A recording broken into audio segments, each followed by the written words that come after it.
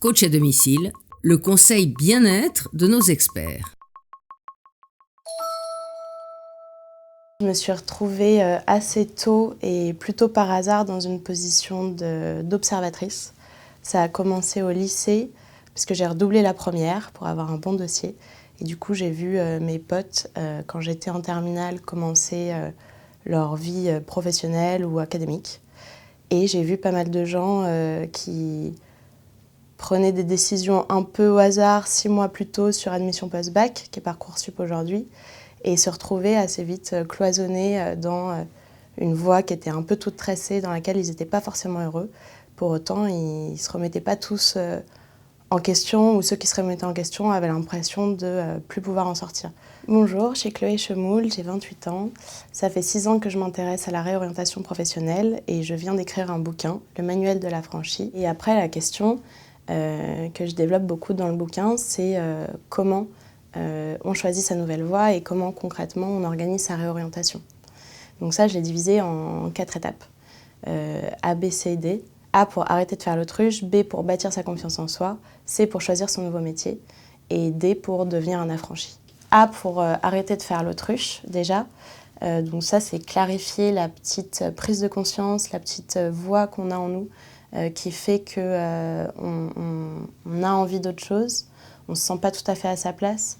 Donc là, il y a pareil différents types de sensations qui se creusent en se posant les bonnes questions, ce que j'invite à faire dans le livre.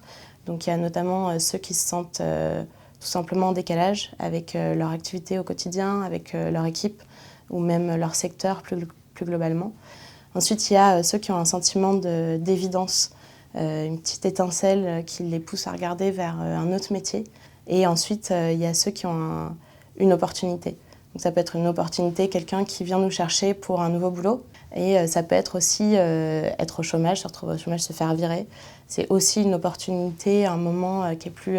c'est une cause qui est plus contextuelle, mais c'est aussi un moment qui nous permet de réfléchir à autre chose. L'étape d'après, une fois qu'on a pris conscience de tout ça, tout ce qui ne va pas dans notre quotidien, c'est bâtir sa confiance en soi après tout ça.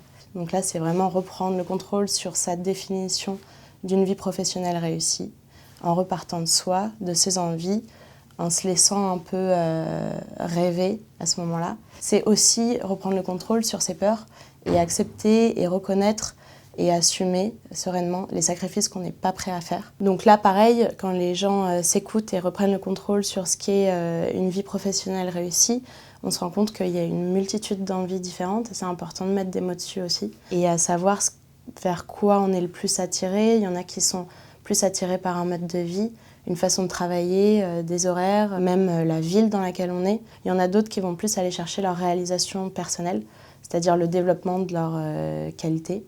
Ensuite, il y a ceux qui vont plus viser leurs valeurs personnelles, leurs valeurs même morales, éthiques, et qui vont avoir envie d'un boulot qui leur permet de satisfaire ou d'être en accord avec leurs valeurs, quel que soit limite le rôle qu'ils ont là-dedans.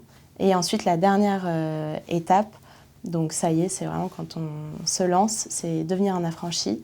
C'est le moment aussi quand on rentre dans le concret où les angoisses partent assez rapidement. Ce qui aide, c'est de se faire un petit calendrier où on va mettre dessus tous les points pragmatiques pour en arriver à sa nouvelle vie. Donc ce qu'on a envie de faire avant de quitter même son boulot pour certains. Donc ça peut être de mettre de l'argent de côté, ça peut être de faire une formation avant ou après avoir quitté le boulot, ça peut être de rentrer dans l'expérimentation de sa nouvelle activité, rencontrer des gens, aller à des conférences, enfin, beaucoup de choses qui diffèrent en fonction des parcours, de là où on vient, de là où on veut aller. Et une fois qu'on s'est fait ce petit calendrier-là, ça rend assez fluide tout ce qui va autour, quoi. Le regard des autres, le discours, la confiance en soi. À bientôt sur le HuffPost.